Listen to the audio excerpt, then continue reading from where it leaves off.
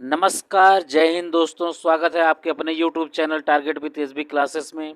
दोस्तों, बहुत महत्वपूर्ण वीडियो आपके बीच परीक्षा वाणी का पारिस्थितिकी एवं पर्यावरण का फर्स्ट चैप्टर का जो इम्पोर्टेंट फैक्ट है, जो परीक्षा की दृष्टि से लिखा रहता है आपके ब्लॉग में, एंड एमसीक्यू का पूरा वीडियो आपके बीच लाया हूँ। जो आपकी UP PCS, UP TET, super TET, चाहे एसएससी का एग्ज़ाम हो, चाहे रेलवे का ही हो या स्टेट का कोई एग्ज़ाम हो, ये आपके जो भी इकोलॉजी एंड इन्वायरमेंट से जो भी प्रश्न बनते हैं, ये आपके लिए बहुत ही इम्पोर्टेंट वीडियो है, जो कि परीक्षा वाणी का है। तो आइए दोस्तों, बिना देरी के शुरू करते हैं। आपका पहला क्वेश्चन, राजीव गांधी के नेतृत्व में पर्यावरण एवं वन मंत्रालय का सृजन 17 सितंबर 1985 को किया गया था। कब किया गया था? 17 सितंबर 1985 को। अब यहाँ पे तीनों क्वेश्चन एक ही जैसे बनेंगे। पर्यावरण एवं वन मंत्रालय, और दूसरा है आपका पर्यावरण संरक्षण अधिनियम 1986 में पारित किया गया। ये भी बहुत ही रिपीटेड क्वेश्चन है दोस्तों। और इंदिरा गांधी द्वारा 1972 में वन्य जीव संरक्षण अधिनियम 1972, जो कि विश्व की सबसे बड़ी वन्य जीव परियोजना थी, इसको प्रारंभ किया गया था। और इसी के एक साल बाद यानी कि 1973 में बाघ बचाओ परियोजना शुरू किया गया था। तो ये तीनों एक ही जैसे प्रश्न लगते हैं। पर्यावरण एवं वन मंत्रालय 1986, पर्यावरण संरक्षण अधिनियम 1986 और वन्य जीव संरक्षण अधिनियम 1972, ये तीनों के तीनों बहुत ही इम्पोर्टेंट क्वेश्चन हैं। और राजीव गांधी ने अपने शासनकाल में गैप यानी कि गंगा एक्शन प्रोजेक्ट 1985 में शुरू किया गया था।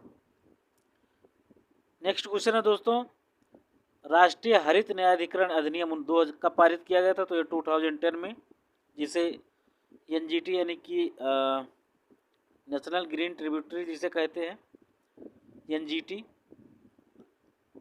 हरित न्यायाधिकरण, तो ये 2010 में पारित किया गया था। और इसका प्रथम बार चौथी पंचवर्षीय योजना के दौरान पर्यावरण को विकास के साथ जोड़ा गया।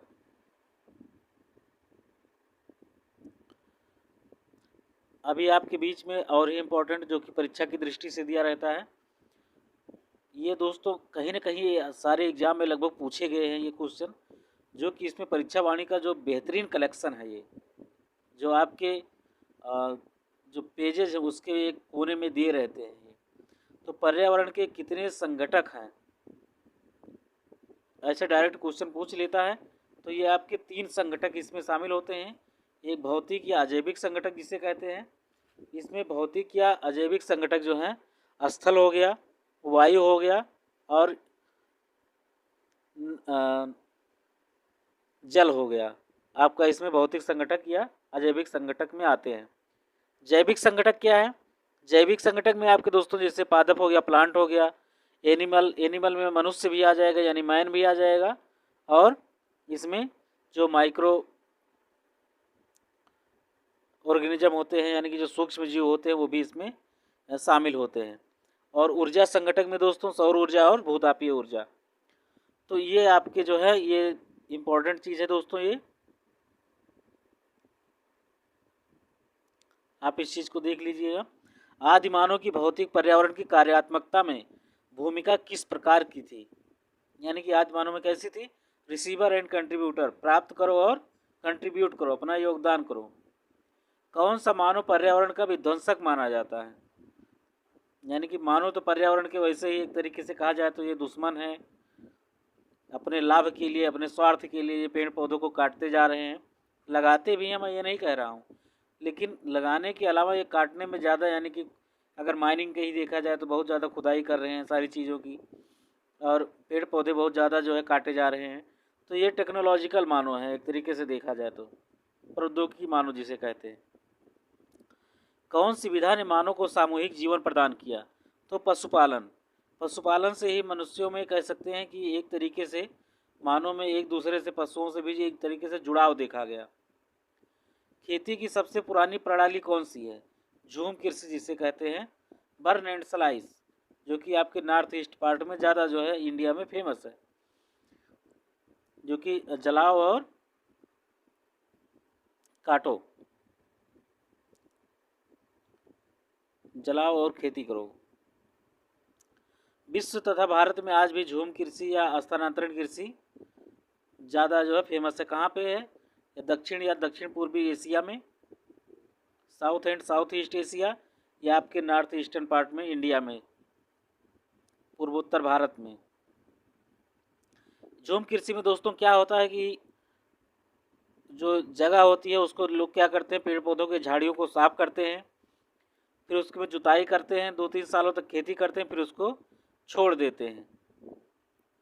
फिर ऐसे ऐसे ये लोग वहाँ से जो है अपना वहाँ से अलग जो है अपना वहाँ से हटा करके फिर अगली जगह पे ये ऐसे करते रहते हैं। इसमें ऐसे लोगों में खाना बदोश की स्थिति पाई जाती है। ये लोग एक जगह टिक करके नहीं रहते हैं।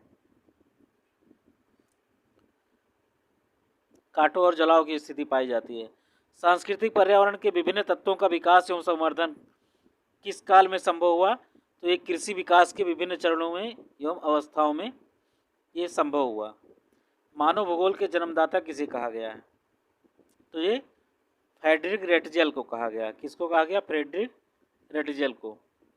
मनुष्य के लिए सर्वाधिक कार्यक्षम तापमान एवं आर्द्रता कितनी होती? सीधा सीधा फैक्ट दोस्तों आपके एग्जाम में ये पूछा जा सकता है, तो आप इसको लर्न रखिएगा कि मनुष्य के लिए सर्वाधिक कार्यक्षम जिसमें वो अपनी कार्यक्षमता का जो प्रदर्शन कर सकता है वो 25 डिग्री सेल्सियस तापमान में, और ह्यूमिडिटी यानी कि टेम्परेचर वो आर्द्रता कितनी होनी चाहिए? तो 60% आपके एनवायरनमेंट में आर्द्रता होनी चाहिए। और औद्योगिक क्रांति कहाँ पे जो है सर्वप्रथम शुरू हुई? तो सर्वप्रथम कहाँ शुरू हुई थी? इंग्लैंड में शुरू हुई। पर्यावरणीय समस्याओं का प्रादुर्भाव कब से प्रारंभ हुआ? तो ये औद्योगिक क्रांति एवं आर्थिक निश्चयवाद से ये यहाँ से इसका उद्गम हुआ। मेघ बीजन दोस्तों, ये मेघ बीजन क्या होता है? Cloud seeding to induce precipitation, यानी कि आसमान में जो है मनुष्य जो है इसका यूज करके जो है जब चाहे तब बारिश करा सकता है। तो इसमें ठोस CO2 होता है, कार्बन डाइऑक्साइड एवं आयोडीन के जो है यौगिक होते हैं, कंपाउंड होते हैं, जो कि आपके एनवायरनमेंट में ऊपर जो है हेलीकॉप्टर की मदद से इसको जो है ऊपर इसका छिड़काव कर देते हैं, तो एक तरीके से ये बारिश हो जाती है। भूमिगत जल के दोहन के कारण संसार का कौन सा शहर सर्वाधिक प्रभावित हुआ है? तो ये अमेरिका का यानी कि यूनाइटेड स्टेट्स ऑफ अमेरिका का एक शहर है बुकलिन। तो ये बुकलिन में जो है भूमिगत जल का दोहन हुआ, यानी कि बहुत ज़्यादा अनावश्यक तरीके से इसका यूज हुआ है जिसे कह सकते हैं, यानी कि वहाँ का जल स्तर बहुत नीचे चला गया। क्लोरोफ्लोरोकार्बन के बाद ओजोन स्तर का दूसरा प्रमुख विध्वंसक यानी कि बहुत ही खतरनाक कौन सा कंपाउंड है? तो ये नाइट्रोजन डाइऑक्साइड है, जिसे NO2 कहते हैं।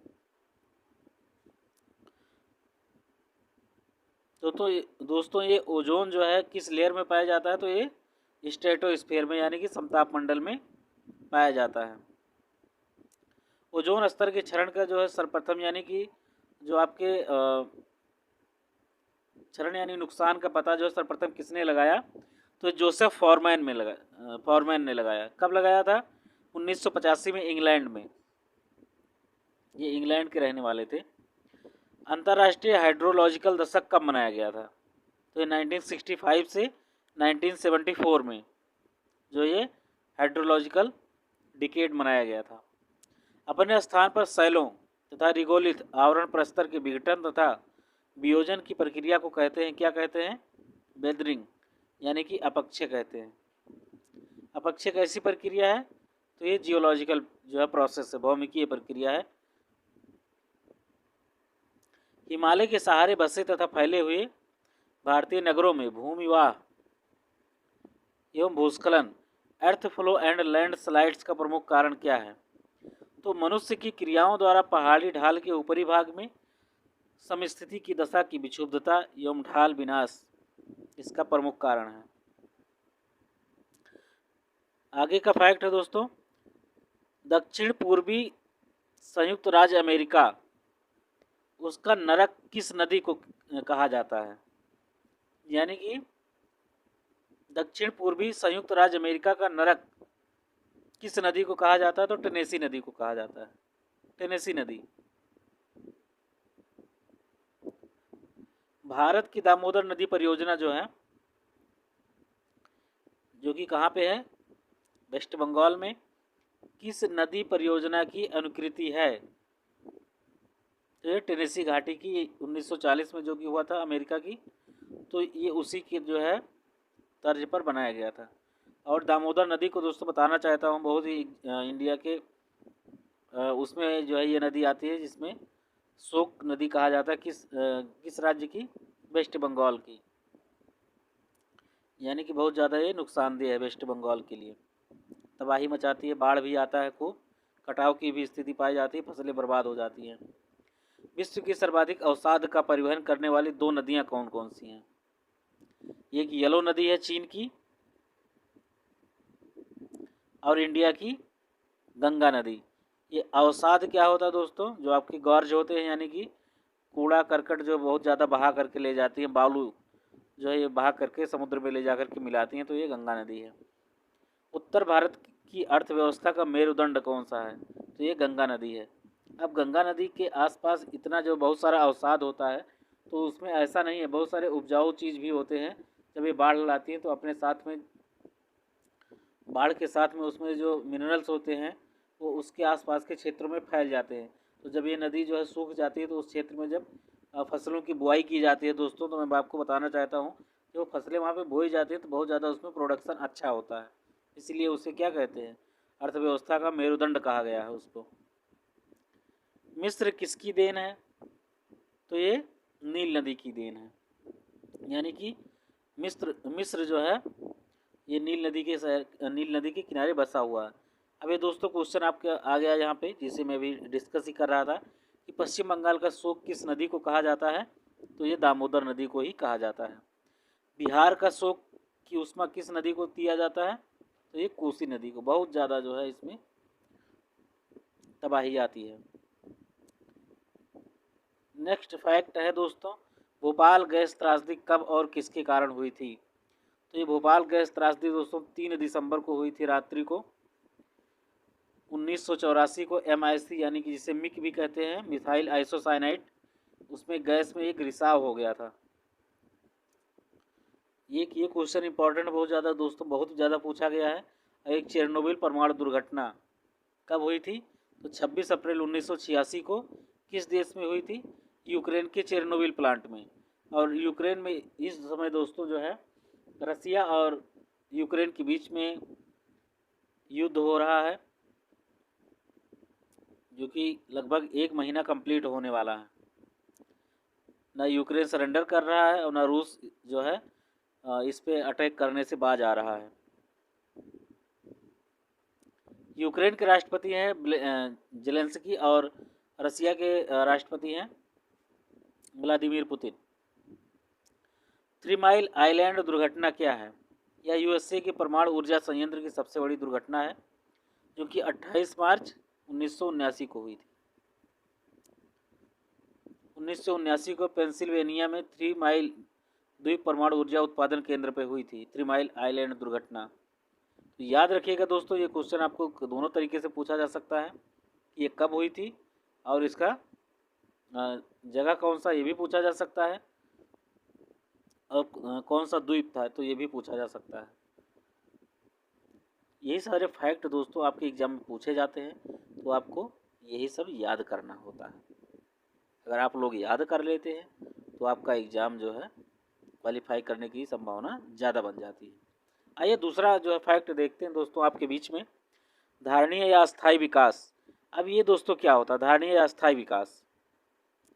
तो धारणीय या अस्थायी विकास ऐसा विकास होता है जिसके अंतर्गत जो आपके आने वाली पीढ़ियां हैं, वर्तमान पीढ़ी और साथ में जो आपके आने वाली पीढ़ियां हैं, दोनों को जो है ध्यान में रखते हुए आप अपनी आवश्यकताओं की पूर्ति तो करें ही, लेकिन जो आपके भविष्य की जो आने वाली पीढ़ी है उसको ध्यान में रखते हुए, यानी कि आप अपना भी यूज करें और आने वाले समय के लिए भी उस संसाधन को, उस रिसोर्स को बचा के रखें। ये नहीं कि आपको जो है कोई चीज़ मिल गया तो आप लोग उसको अभी ही यूज करके ख़त्म कर लें, चाहे वाटर हो गया हो, चाहे आपका फॉरेस्ट हो, या कोई भी चीज़ हो जो कि प्रकृति प्रदत्त है, प्रकृति की देन है, तो आप अपने लिए ही यूज ना करें, चाहे डीजल पेट्रोल ही हो।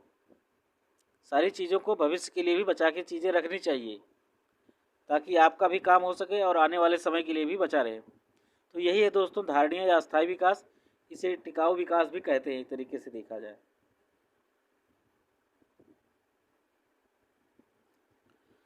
तो इसको जो है सर्वप्रथम प्रतिपादक कौन थे, तो ब्रंटलैंड थे, और इसकी ये धारणा आई कब थी, 1987 में।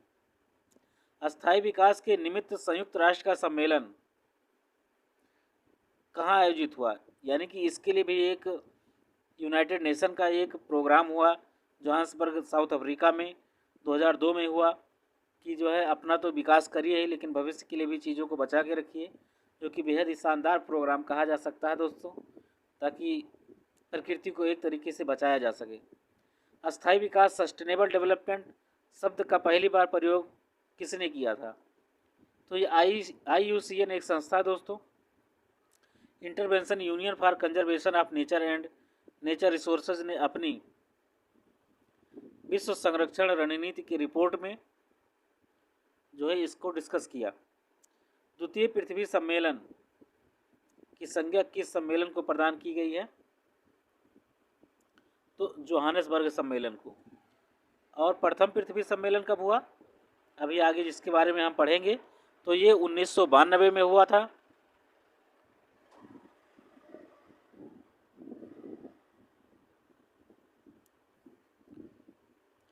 कब हुआ था दोस्तों, 1992 में हुआ था।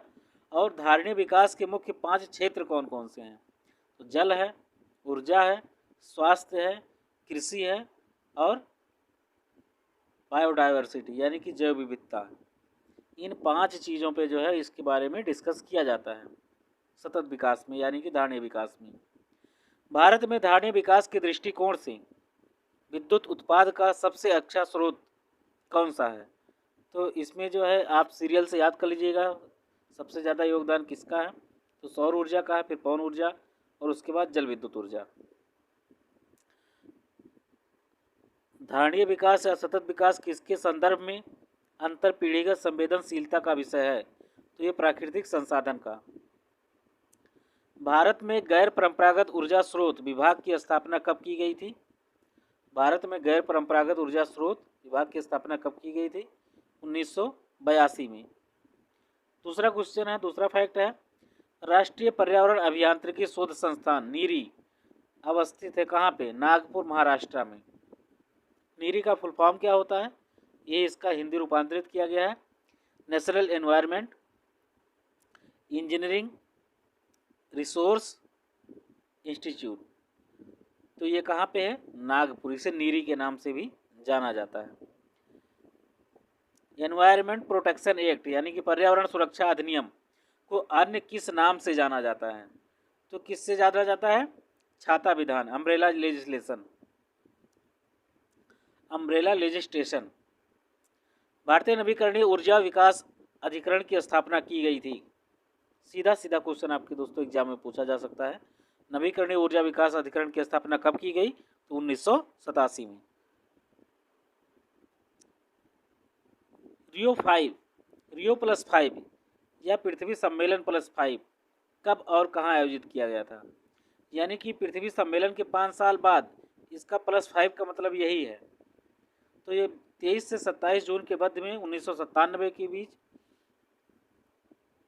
23 से 27 जून के बीच 1997 में न्यूयॉर्क में आयोजित हुआ था।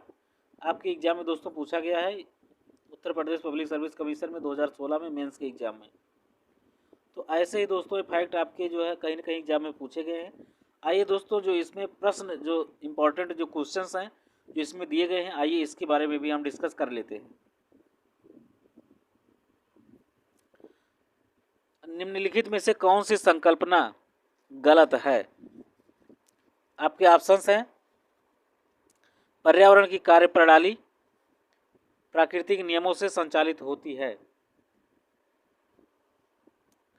पर्यावरण की कार्यप्रणाली प्राकृतिक नियमों से संचालित होती है, पर्यावरण के तत्वों में पार्थिव एकता विद्यमान है। पर्यावरण भौतिक संसाधनों का भंडार है लेकिन जैविक संसाधनों का नहीं। तो ये कैसे हो सकता है दोस्तों? भौतिक संसाधनों का भंडार है लेकिन जैविक संसाधनों का नहीं। पर्यावरणीय व्यवस्था में स्वयं संवर्धन क्षमता विद्यमान होती है। ये बात सही है कि पर्यावरणीय व्यवस्था में इसको यानी कि खुला छोड़ दिया जाए तो वो स्वयं अपने आप ही पेड़ पौधे उगाते हैं और अपना वो कहीं ना कहीं दोस्तों कवर कर लेते हैं, खुद ही खुद अपने आप ग्रो कर जाते हैं। लेकिन मनुष्य उसमें वही है ना कि स्लाइस एंड बर्न कर लेते हैं या अपनी ज़रूरत के हिसाब से पेड़ पौधों को काटते रहते हैं। तो अगर उसमें किसी का हस्तक्षेप ना हो तो कहीं ना कहीं उसमें स्वयं क्षमता विद्यमान होती है। ये बात सही है। और पर्यावरण के तत्वों में पार्थिव एकता विद्यमान होती है। ये बात भी सही है। पर्यावरण की कार्यप्रणाली प्राकृतिक नियमों से संचालित होती है। ये भी बात सही है। ये आपका सी वाला पार्ट गलत है, तो आपका आंसर सी वाला हो जाएगा। क्वेश्चन नंबर 2 है दोस्तों, निम्नलिखित में से कौन सी व्यवस्था प्राकृतिक नियमों से संचालित नहीं होती है? आपके ऑप्शन से खाद्य श्रृंखला, मानव प्रेरित पारिस्थितिकी तंत्र, ऊर्जा का प्रवाह या फिर जैव भू रासायनिक चक्र। तो मानव प्रेरित पारिस्थितिकी तंत्र ये संचालित नहीं होती है, जो कि मानव द्वारा जो है इंस्पायरेटेड होती है। दोस्तों मैं आपको बताना चाहता हूं कि ऐसे क्वेश्चन फास्ट ट्रैक रिवीजन के तौर पर जो है मैं ये आपके बीच में लेकर के आया हूं, जो कि आपका बहुत ही कम समय में आपका रिवीजन हो सकता है। आपको पूरा चैप्टर पढ़ने की ज़रूरत नहीं, क्योंकि उसी से ही आपका शार्ट नोट्स जो है ये दिया गया है, आपके जो परीक्षा की दृष्टि से जो दिया गया था। और ये आपके क्वेश्चंस जो कि आपके कम समय में ही ज़्यादा क्वेश्चंस कवर हो सकते हैं। तो आपके बीच में ये वीडियो जो है बहुत ही कारगर है, जो कि आपके रिवीजन का आपके आने वाले एग्ज़ाम्स में अगर देखा जाए तो आप बहुत जल्दी ही इस चीज़ का रिवीजन कर सकते हैं। और दोस्तों इस तरह का वीडियो बनाने में बहुत ही मेहनत लगता है। तो आपसे मैं कहना चाहता हूं कि दोस्तों चैनल पे नए हैं तो चैनल को ज़रूर से ज़रूर सब्सक्राइब कर लीजिए, अपने दोस्तों के बीच में शेयर करिए और लाइक करना बिल्कुल भी ना भूलें। आइए दोस्तों तीसरा क्वेश्चन देखते हैं, जो कि आपके कथन और कारण पे जो है बेस्ड है। पर्यावरण अपार शक्ति का भंडार है। पर्यावरण अपार शक्ति का भंडार है, बात सही है। पर्यावरणीय शक्तियों एवं प्रक्रियाओं के फलस्वरूप पर्यावरणीय तत्वों का निर्माण होता है, ये बात भी सही है। तो आपका इसमें ऑप्शन बन जाएगा फर्स्ट। ये आपकी आईएएस और पीसीएस के एग्जाम में ऐसे ही आपके स्टेटमेंट और रीजन वाले असर्शन और रीजन वाले प्रश्न बनते हैं। क्वेश्चन नंबर 4 है, पर्यावरण के संबंध में निम्न में से कौन सा कथन गलत है? ऑप्शन है आपके जैवमंडल पर्यावरण के अध्ययन की आधारभूत इकाई है, बिल्कुल सही है। जैवमंडल में भौतिक एवं जैविक तत्व दोनों ही विद्यमान है, ये बात भी सही है। हरे पौधे अपने मृत अवयवों को अपघटित कर सकते हैं, अपने आप ही कैसे कर सकते हैं? अपघटक जीव जो है अपना भोजन स्वयं नहीं बना पाते हैं, ये बात भी सही है। तो कौन सा कथन गलत हुआ? सी वाला, यानी कि आपका आंसर क्या हो जाएगा? फोर्थ का सी। वनों को काटने का क्या परिणाम होता है? बहुत ही इंपॉर्टेंट क्वेश्चन है दोस्तों, लेकिन अगर आप थोड़ा सा भी ध्यान देंगे तो आपका आंसर जो है इससे निकल आएगा। वर्षा और नमी में वृद्धि। वनों को काटने का क्या परिणाम होता है? वर्षा और नमी में वृद्धि, मिट्टी का क्षरण और अनियंत्रित बाढ़, उष्णता में कमी या उपर्युक्त में से कोई नहीं। तो वन काटने से क्या दोस्तों वर्षा और नमी में वृद्धि होती है? ये बात गलत है। यहाँ लिखा उष्णता में कमी, वन काट लोगे उसके बाद गर्मी भी कमी हो जाएगी। How it is possible? इसमें मिट्टी का कटाव बढ़ जाता है और अनियंत्रित तरीके से बाढ़ आ जाती है। यानी कि जब पेड़ पौधे लगे रहते हैं तो बाढ़ को कंट्रोल करते हैं और आपकी मिट्टी को जकड़े रहते हैं, ताकि आपका साइल इरोजन ना हो, मृदा अपरदन ना हो। क्वेश्चन नंबर 6 है दोस्तों, वृक्षों तथा वनों को काटने से किस प्रकार की हानि होती है? वायुमंडलीय परिवर्तन होता है, बिल्कुल बात सही है। प्रदूषण का खतरा बहुत ज़्यादा बढ़ जाता है, ये बात भी सही है। भूमि संरक्षण, ये भी जो है मैंने पहले आपको बताया कि मिट्टी का कटाव बढ़ जाता है, यानी कि भूमि का संरक्षण की हानि होती है, यानी कि लॉस होता है। तो आपके कहीं ना कहीं आपका 3 के तीनों ऑप्शन सही हैं, तो आपका आंसर हो जाएगा डी। क्वेश्चन नंबर 7 है दोस्तों, जीवों के पारिस्थितिकी कारकों का जो आपका योग है पर्यावरण है, ये किसने कहा है? ये फिटिंग ने कहा है, चार्ल्स डार्विन ने कहा है, लेमार्क ने कहा है, या फिर डेविस ने कहा है? तो ये आपकी कहा है, ये फिटिंग ने कहा है, याद रखिएगा दोस्तों। क्वेश्चन नंबर 8 है, अधोलिखित में यानी कि जो नीचे लिखा गया भौतिक पर्यावरण का तत्व कौन सा नहीं है? भूमि के रूप, मिट्टियाँ, खनिज, या फिर बस्तियाँ? बताइएगा दोस्तों, बहुत ही बेहद आसान क्वेश्चन आपके बीच में। तो मिनरल्स होते हैं, मिट्टियाँ होती हैं, भूमि तो होता ही है, बस्तियाँ नहीं होती हैं, यानी कि आपका आंसर डी हो जाएगा। सतत विकास व अस्थायी विकास किस प्रकार की अवधारणा से संबंध है? नियतवादी अवधारणा, संभववादी अवधारणा, या फिर नवनियतवादी अवधारणा? तो आपका ऑप्शन हो जाएगा ये 9th का सी, नवनियतवादी अवधारणा। दोस्तों इसके बारे में मैं आपको बताना चाहता हूँ, नियतिवादी अवधारणा, संभववादी अवधारणा, या फिर नवनियतवादी अवधारणा, ये चीज़ें क्या होती हैं, ताकि आप लोग जो है इसके बारे में थोड़ा बहुत समझ सकें, जान सकें कि ये क्या है। तो ये पहले मैं आपको बताना चाहता हूँ कि ये पर्यावरण का ही एक तत्व है, और इसको आपके हम्बोल्ट हो गए, रेटजल, या फिर कार्ल रिटर आपके नियतवादी अवधारणा के प्रतिपादक है। और इसमें ये कहा गया है कि प्रकृति ने मनुष्य को बनाया है, ये बात कहीं ना कहीं सही है, और ये सिद्धांत जो है 1920 तक ये चीज़ें बनी रही, और निश्चयवाद की संज्ञा भी इसी को कहा गया है। तो मानव जीवन की प्रकृति पर पूर्णतः निर्भर माना गया है, यानी कि प्रकृति को सर्वशक्तिमान एवं नियंत्रक माना गया, और मानव को प्रकृति के हाथों का खिलौना कहा गया है। और संभववादी अवधारणा किसे कहा गया है, यानी कि पॉसिबिलिज्म अप्रोच, तो ये ब्रुंज हो गया, आपके ईसा बोमेन हो गया, कार्ल सावर, विडाल डी ला ब्लास, इसमें ज़्यादा योगदान यल फैब्रे जो है, ये संभववाद के एक जनक कहे जाते हैं एक तरीके से देखा जाए तो। यल फैब्रे आपके संभववादी अवधारणा के प्रतिपादक थे। इसमें दोस्तों ये कहा गया है कि मानव को पर्यावरण का एक सक्रिय तत्व मानते हुए मानव प्रकृति पर विजय प्राप्त कर चुका है एवं उसमें हर प्रकार का परिवर्तन कर सकता है। बात तो सही है, इसीलिए तो इसका नुकसानदेह भी होता है ये। उसके पास ज़रूरी पूंजी होनी चाहिए, तकनीकी क्षमता होनी चाहिए, वो इच्छा शक्ति होनी चाहिए, वो पर्यावरण को जैसे भी चाहे वैसे यूज कर सकता है। अब ये न्यू डिटर्मिनिज्म अप्रोच क्या है, इसके जो है समर्थक कौन थे? ग्रिफिथ टेलर और OH स्पेट। एक तरीके से दोस्तों प्रकृति की एक पक्षीय दोहन की आलोचना की गई है और बताया है कि प्रकृति का अत्यधिक दोहन जो है विनाशकारी हो सकता है। उन्होंने प्रकृति के संदर्भ में रुको और जाओ, स्टॉप एंड गो डिटर्मिनिज्म की नीति अपनाने को कहा, और बताया कि प्रकृति अपनी सुंदरता की अपनी सीमाएं हैं और इसको हम समझने का प्रयास करना चाहिए और इसको बचाने का प्रयास करना चाहिए। यही दोस्तों टिकाऊ या शाश्वत विकास की अवधारणा नवनियतवादी अवधारणा से ही संबंध रखता है। आपको इसको सस्टेनेबल डेवलपमेंट की अवधारणा जो है किस में आई? तो नवनियतवादी अवधारणा में आई। ये दोस्तों बहुत ही इंपॉर्टेंट चीज़ था जो कि बताना बहुत ज़रूरी था। आइए तो क्वेश्चन नंबर 10 समझते हैं। पर्यावरण एक अविभाज्य समष्टि है जिसकी रचना होती है भौतिक तंत्र से, जैविक तंत्र से, या फिर भौतिक एवं जैविक तंत्र से। ये आपके ऑप्शन है भौतिक, जैविक, या फिर सांस्कृतिक तत्वों वाले पारस्परिक क्रियाशील तंत्रों से।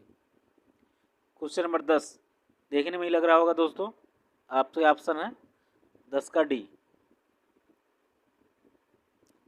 वर्तमान समय में वन्य क्षेत्र उसे कहा जा सकता है जहां प्रकृति में मानव क्रिया द्वारा परिवर्तन हुआ है। अब मानव क्रिया द्वारा कितना परिवर्तन हुआ है? 50% से कम, 50% से अधिक, 75% से कम, या फिर 25% से कम। तो ये आपका हुआ दोस्तों 50% से कम। ज़्यादा क्वेश्चंस नहीं है दोस्तों, थोड़े और बचे हुए हैं। क्वेश्चन नंबर 12 आइए जल्दी से कवर करते हैं। पर्यावरणीय निश्चयवाद के प्रतिपादक कौन थे? अभी हमने आपको बताया कौन थे, कार्ल रिटर।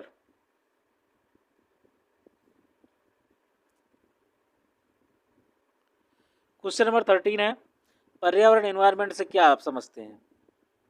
भूमि, जल, वायु, पौधों एवं पशुओं की प्राकृतिक दुनिया जो इनके चारों ओर अस्तित्व में है, उन संपूर्ण दशाओं का योग जो व्यक्ति को एक समय बिंदु पर घेरे हुए होती है। या फिर आपका ऑप्शन सी, जैविक, जैविकीय, भौतिक एवं सांस्कृतिक तत्वों की अंतःक्रियात्मक अवस्था जो अंतः संबंधित होते हैं। या फिर आपके ऑप्शन डी यानी कि उपयुक्त सभी। तो ये कहीं ना कहीं दोस्तों पर्यावरण जो है आपका सबसे मिलकर ये सारी चीज़ें बनी हुई हैं। आप इसको याद कर लीजिएगा। क्वेश्चन नंबर 14, संयुक्त राष्ट्र संघ ने 2002 को किसका अंतर्राष्ट्रीय वर्ष घोषित किया था? ये दोस्तों देखिए, अभी परीक्षा दृष्टि से जो आपका वो क्वेश्चन दिया था उसमें सीधा सीधा लिखा हुआ था सतत विकास का, यानी कि धारणीय विकास का, सस्टेनेबल डेवलपमेंट।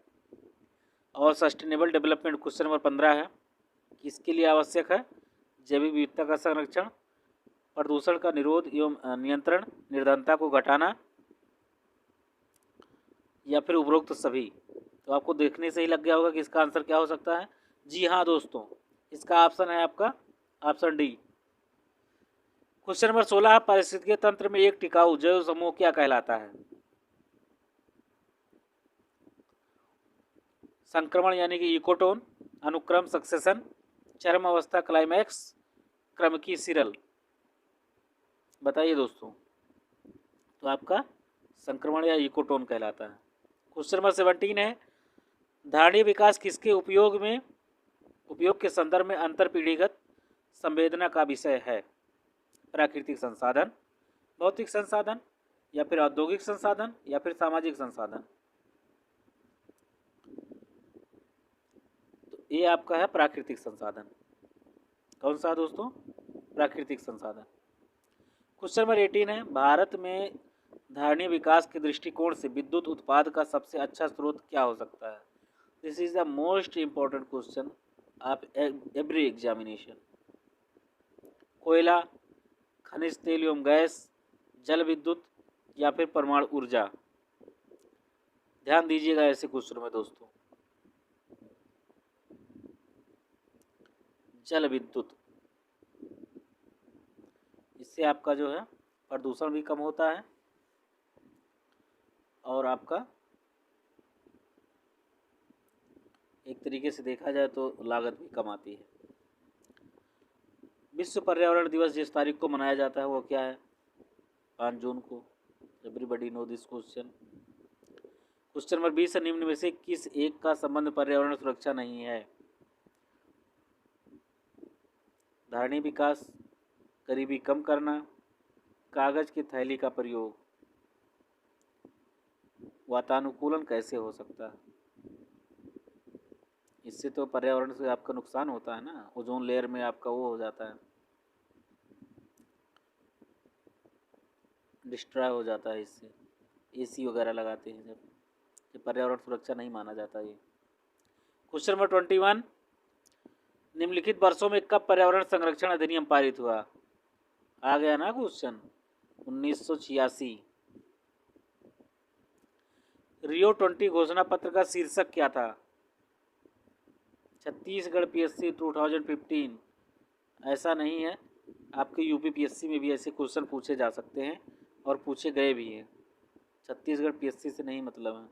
तो इसका क्या आंसर है? द फ्यूचर वी वांट, हम कैसा भविष्य चाहते हैं। आमतौर पर समाचारों में आने वाला रियो +20 क्या है?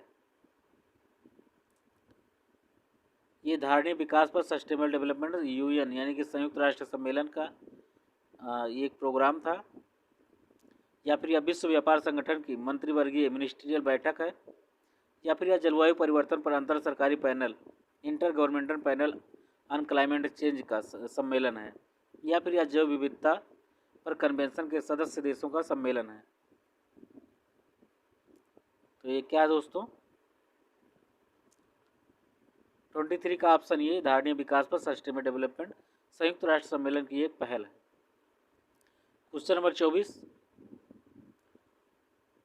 धारणीय विकास लक्ष्य सस्टेनेबल डेवलपमेंट गोल्स पहली बार 1972 में एक वैश्विक विचार मंडल थिंक टैंक ने, जिसे क्लब ऑफ रोम प्रस्तावित किया गया था। रोम यानी कि कहाँ पे, इटली की कैपिटल है रोम। धारणीय विकास लक्ष्य 2030 तक प्राप्त किए जाने हैं। क्या यह दोनों ऑप्शन सही हैं, या पहला ही सही है, या केवल दो सही है, या दोनों सही हैं, या ना तो पहला या ना तो दूसरा, दोनों नहीं सही है। तो ये आपका दूसरा ऑप्शन सही है, पहला वाला गलत है। क्योंकि धारणीय विकास का लक्ष्य पहली बार कब आया था, अभी हम डिस्कस कर चुके हैं दोस्तों ऊपर।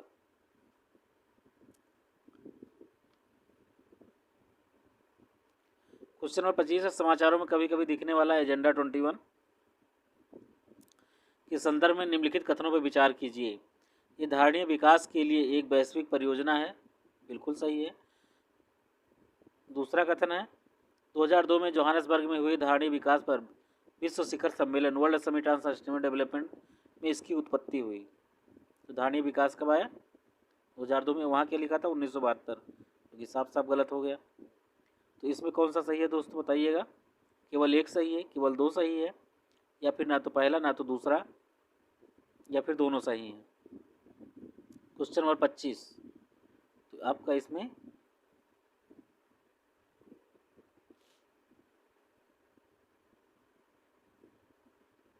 पहला सही है।